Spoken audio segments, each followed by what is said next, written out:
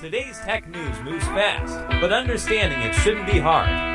That's why Snarful Solutions Group brings you Connecting the Dots, where we break down what's happening in tech and why it matters to you. Now, let's dive in with your hosts. Welcome to Connecting the Dots. I'm Alex. And I'm Morgan. It is Monday, January 5th, 2026, and we're here to break down what's happening in the world of tech. That's right. And before we jump into our main stories, let's get a quick snapshot of the day, starting with the weather. Absolutely. So right here in our backyard, Sacramento, it's pretty gloomy. We've got rain and a high of about 55 degrees. A classic start to a January week. And nationally, it's a real mixed bag. Yeah, it really is. The West Coast and parts of the Intermountain West are still getting hit with heavy rain and snow thanks to all that Pacific moisture. And if you're traveling, just be careful, especially up in the northern plains and the upper Midwest. There's a wintry mix that's making for some pretty hazardous road conditions. Definitely. Yeah. And on the other end of the spectrum, it's dry and gusty down in the south and central high plains, which is creating some critical fire weather concerns. It's something we really need to watch. It is. Okay, shifting over to the markets, it was, a pretty decent day to kick off the week. A positive start, for sure. The Dow Jones closed up at 48,766.88. That's a nice little bump of 0.6% for the day. The S&P 500 was a lot quieter. It finished at 6,897.06, up just a tiny bit, 0.07%. Right, but the real story, I think, continues to be Bitcoin. Oh, absolutely. I had a really strong day, closed over $92,000. It's up more than 6% for the week. That momentum is just not slowing down. It really isn't. Now, before we get to our main stories, we want to give a shout out to our sponsor, Old Glory. They have some fantastic music and sports fan merch. I mean, if you've got a techie friend, it's great stuff for the holidays. It is. And if you use the promo code SNARFL at checkout, you get 15% off your entire purchase. Just go to oldglory.com. All right, let's get into it. We've got three really fascinating stories from the Morning Star report today. We're going from high-level AI philosophy all the way to African financial infrastructure. It's a great lineup. It really shows how technology is just, reshaping everything from big ideas to how money actually moves. So where should we start? Let's start with the big idea. Our first story is about Microsoft CEO Satya Nadella.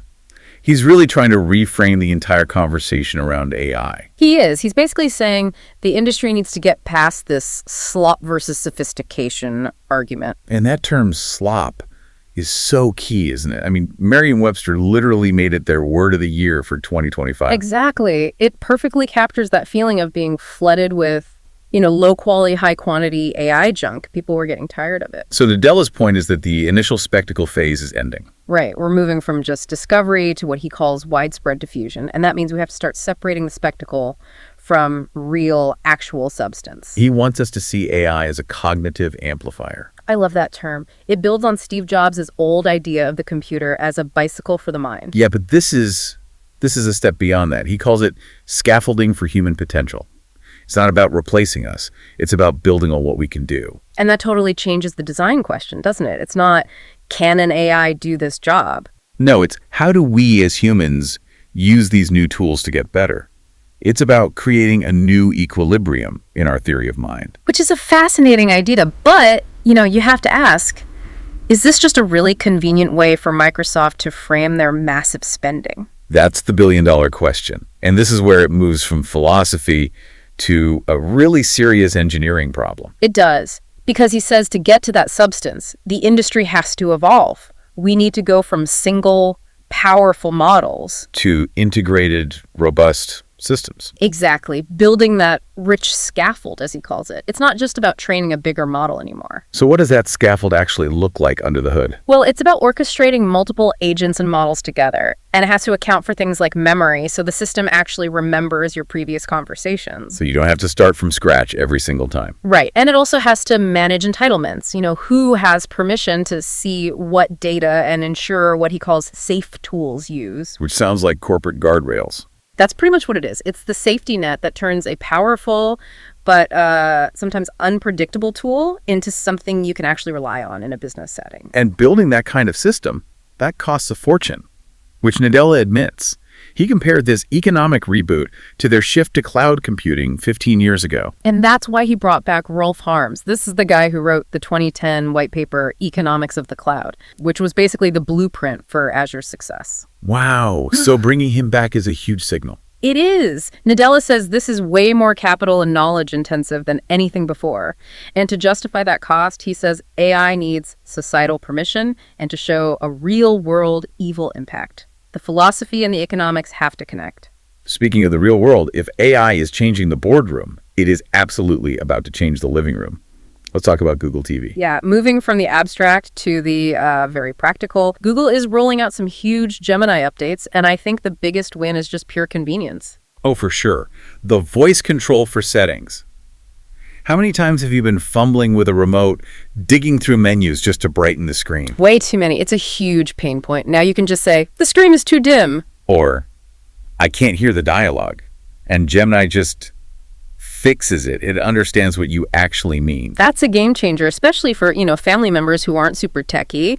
But it goes beyond just convenience. They're also adding generative AI tools. Oh, right. This is rolling out on some TCL devices first. Yeah. Gemini is going to support tools like, and I love these names, Nano, Banana, and Veo. Okay, we have to explain those names. They sound like characters from a cartoon. They really do.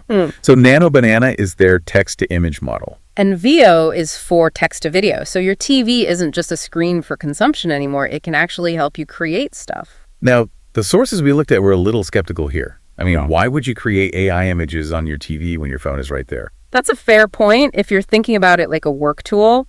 But I think Google is betting on a different use case. The shared family experience. Exactly. You're all on the couch looking at photos. You could say, Gemini, turn these holiday pictures into a cinematic slideshow. Or something silly like, use Nano Banana to put our dog's face on a superhero. Ah, okay. So it's about interactive entertainment.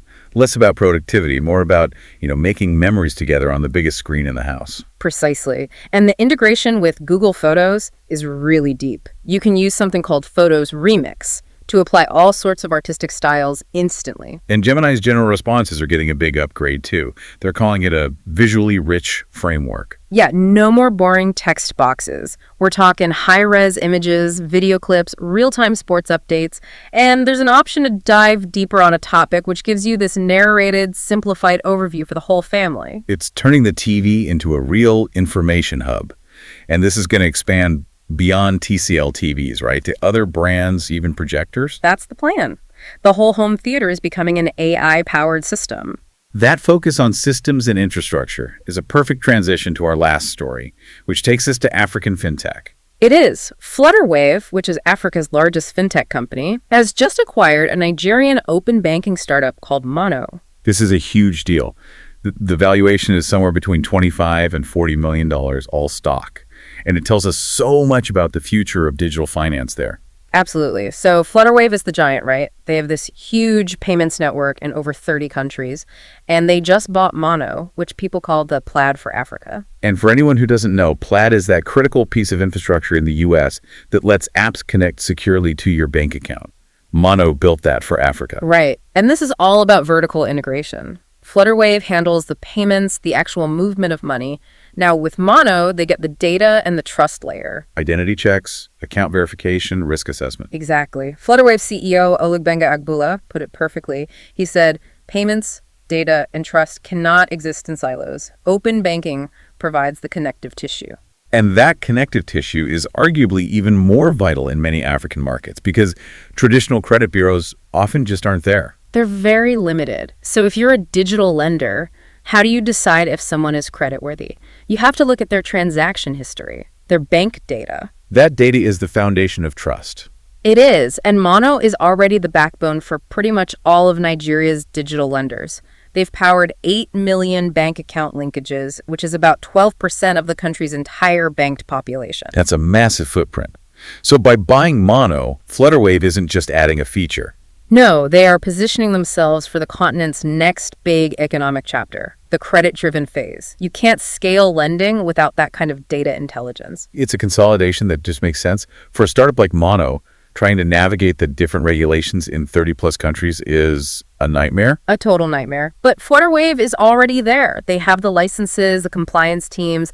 They can provide the scaffolding, there's that word again, for Mono to scale really quickly. So it turns data into a core asset, just as important as the payment processing itself. And Mono gets to keep operating as its own product, which is great for innovation. It's a huge bet on the future, and it's about building that foundational system so the next phase of growth can happen. Before we wrap things up, we also want to thank our other sponsor for today, Skony. They make premium golf shoes, so if you're serious about your game and want to upgrade your gear, definitely check them out. You can use the promo code SNARFL at checkout for 15% off your purchase. The website is skony.com. You know, when you step back, today's stories really connect around this idea of building sophisticated infrastructure. They really do. We started with Satya Nadella, who has to justify these massive investments in AI by moving from just powerful models to reliable systems. And we saw how that push for better systems is showing up for us at home, with Google TV finally making it easy to just talk to your television to get what you want. And then all the way over in African Fintech, we see Flutterwaves building the essential data system that will unlock the continent's next phase of credit-led growth. The common thread is that raw intelligence, whether it's an AI model or financial data, isn't enough. You need the scaffolding, the systems to make it safe, reliable, and actually work at scale. So what's the takeaway for you? I think it's that if the world's biggest companies are betting billions on building better systems, it might be a good time to look at your own. Are you still relying on tools that feel like slop? Or are you investing in the robust, scaffolded systems that are built to last? Something to think about. A great question to end on. We're here to help at Snarful, so reach out on our website if you have any more questions. That's a wrap on today's top stories. Remember, tech doesn't have to be complicated, and we're here to help connect the dots. If you've got questions or want to learn more, visit us at snarful.com. Thanks for listening, and we'll catch you next time.